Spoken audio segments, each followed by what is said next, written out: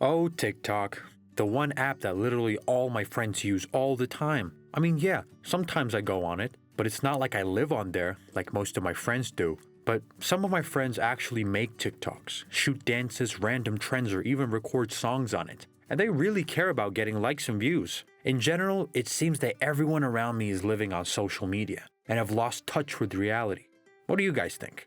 My name's Sammy, and I'm in 8th grade at Thomas Middle. We basically have normal school. Classes, quizzes, tests. The weirdest thing started to happen at the end of class. Every single student, instead of going home, just sits on a bench and starts to scroll through Instagram, TikTok, Facebook, and YouTube. It looks pretty strange to a bystander. A bunch of people just there, but also not. My friend Hugo makes comedy content, my neighbor Jay has a prank channel, and my classmate Samantha teaches dance trends. I never got involved and never really got it. But one time I wanted to see what all the fuss was about and thought about shooting something. And if it didn't work out, it'll be fine. I just delete the video. Simple. Jay once asked me to be in a prank video to see the reactions of strangers. The idea was this. I was supposed to play a bully, and my friend was a child beggar. I then had to steal his change, and the hidden camera would capture people's reactions. I liked the idea and agreed to do it. The day came for shooting. Jay put on his old torn clothes, some dirty hat, and walked barefoot into a crowded intersection. I set up the camera in the bushes so that Jay was visible. People passed by and Jay gestured that it was time to start. I put on my sunglasses, tried to look cool and tough, and went up to Jay. While he looked sad, he stretched out his hand asking for help. I came up to him loudly so that everyone around could hear and began to make fun of him. "Hey there, tramp. You're so pathetic, begging for food. You know what? Just because I feel like it, I'm going to take all your money. And you're not going to do a single thing about it." Having said that, I scooped my hand into a box of coins and took a handful, and a passerby saw this and came up to me. "Shame on you, to take from the homeless." I continued to stay in character. I mean, I had to get a good reaction. "Who are you, bro? Mind your own business and walk up." Before I could finish my sentence, I got sucker punched in the face. Then he took the stolen coins and put them back into place. "I didn't sign up for this," I said in a painful way to Jay, who was grinning. Jay gestured to be quiet and get away from him so the prank could continue. I reluctantly walked away and started again. This time I approached Jay with more caution, looking for less violent-looking civilians. I didn't want to get punched again. Seeing a group of elderly men, I went over to Jay. They definitely won't try and fight me. And even if they want to, what are they going to do? Chase me? "Hey, bum! Instead of sitting here begging for money, why don't you go get a job? Now I'm going to take all your coins. Let's see if that motivates you." I reached out with my hand to the box and suddenly felt a large thump. I fell on the ground. What was that? What happened? I realized I got hit in the head. Again. Barely opening an eye, I saw someone's figure above me and desperately said, "Stop! It's just a prank, man." But I was too late. They started to beat my whole body with a stick. "Oh, you little rascal." The voice of an attacker seemed familiar to me. Could it be? Grandpa? "Grandpa, stop! It's me, Sammy! Stop! Stop hitting me!" The old man stopped for a second. He squinted at me and said, "Sammy?" Yeah, it's me, Grandpa. This is just my friend Jay." Ah. Grandpa pulled me by the ear and without listening began to shout at me. "What shame! What horrible job my son has done raising you! To steal from the poor! Oh, you wretch! I'll tell your parents everything! Oh, you'll get it now!" My grandpa pulled me by the ear, and his old friends surrounded me and also scolded me, calling me shameless, a good-for-nothing scoundrel, and many more words that I can't say out loud. Jay, seeing what had happened, had to go up. He took off his homeless clothes and rushed to help me. "I cannot believe it! They're scammers! Look, there's a second one! They just dress up and ask for money! Grab him too!" said one of the old dudes and rushed at Jay. I knew that no one could hear us, and we had to run away fast. Jay gave me his hand and I barely freed myself from Grandpa's grip. I was freed and we sprinted away. I just remembered to grab the camera with the footage along the way. Damn, why'd it get me involved in this? We ran to a hiding place, caught our breath and sat silently for 10 minutes. Then Jay, realizing that we were safe, began to laugh and show me the footage, seeing how I got beat up on camera by some guy, and then a crowd of old people. I asked Jay to delete the video immediately and not tell anyone about it. Jay reluctantly nodded, but the next morning, I got sent a link to the prank from yesterday. Grandpa Van Dam beats up kid with 300,000 views in 18 hours. I didn't expect to be stabbed in the back like this. Jade posted this video on YouTube, Instagram, and TikTok. I was really angry, but he promised. How could I show my face in public now? Hundreds of comments laughed at me, mocked me. They said that I lay like a dead body and didn't even try to resist and dodge their blows. The cool thing was that my grandpa was now the star, and everyone admired his courage and combat skills with his cane. I put my phone away, and here I was with a black eye, swollen ear, and messed up hair, getting to the kitchen, where my grandpa was sitting and telling my parents about what villainous grandson he had.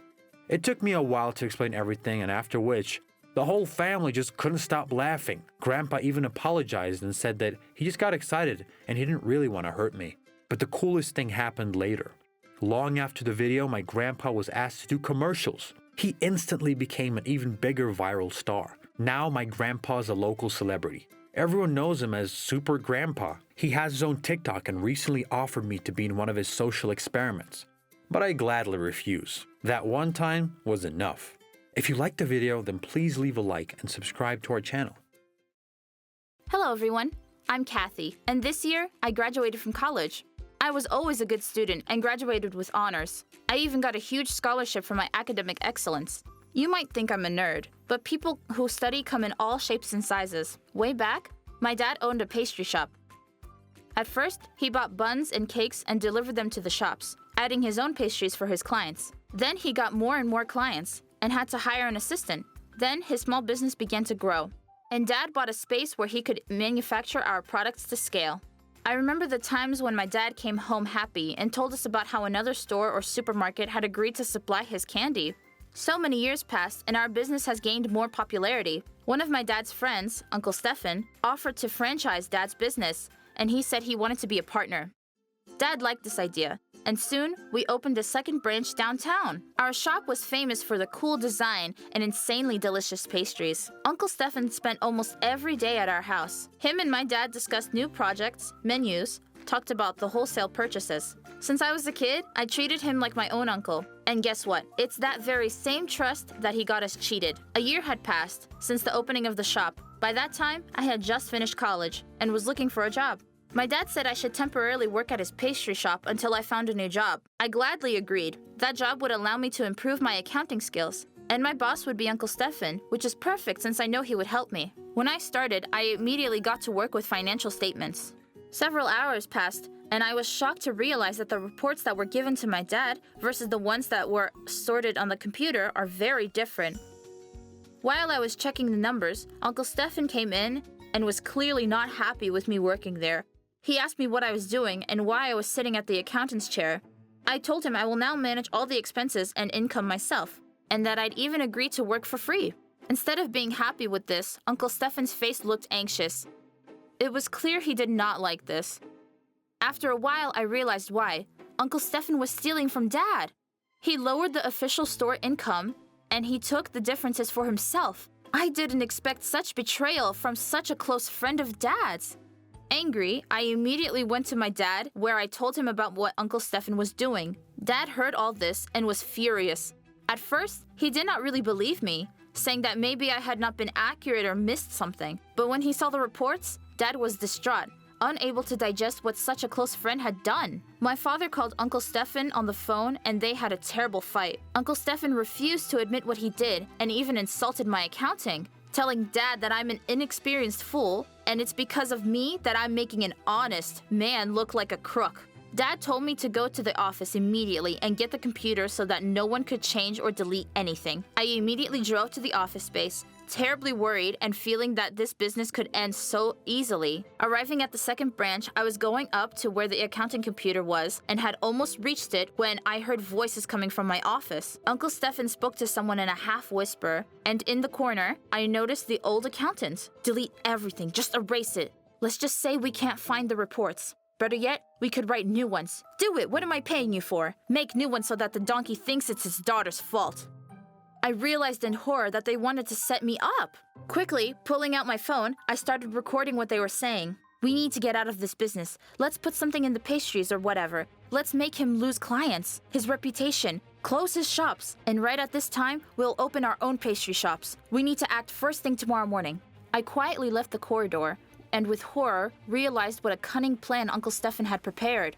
But I had the recordings, and I can give them to the police. But damn it, there isn't enough evidence. These are just conversations and they could just dismiss it. I need to act differently, to catch them, red-handed. I went home, deciding not to tell anyone anything, and gave myself one day to come up with a solution. All night, I thought about what to do, and finally came up with a plan. If they really want to ruin the product, fine, let them. Having made my way to work, as usual, I entered the shop, hiding behind the cabinets. I set up a small camera on top of the shelves and waited. Time passed, and the pastry chefs were the first to come. They changed, began wiping the tables, and began to spread the dough. At this time, a former accountant came in and handed them a bag of powder, saying that this is a new taste brought from India and that management had approved it. The pastry chef shrugged his shoulders, added the powder to the flour, and continued the business. While the satisfied accountant happily went to report everything to Uncle Stefan, I immediately went to the cooks and told them to bake only 2 buns and put the remaining dough aside. While the buns were ripe in the oven, I called the police. The evidence was all there, and now the time for reckoning had come. As soon as the police arrived to the building, I escorted them to the boss's office. The accountant was there too. Seeing us at the door, they made a surprised expression and asked the police what the issue was. Mr. Stefan Miller, allegedly, you have committed embezzlement, tax fraud, and had intent of sabotage and endangering the public by adding your poison flour to this establishment's products. Is this true?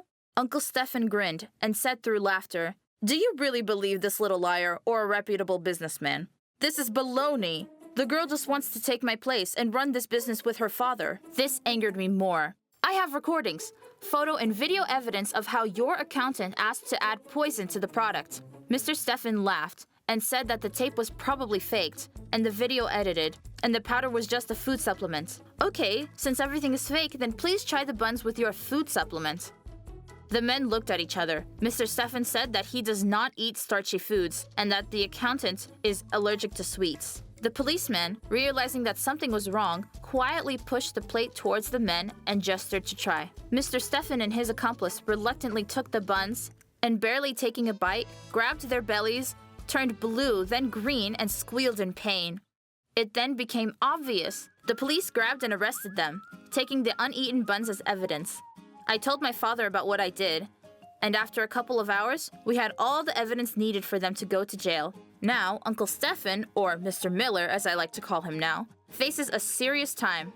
Now, Dad trusted me with the second branch and is very happy with my management, because now he's got someone in the company he really trusts. If you liked the video, then please leave a like and remember to subscribe.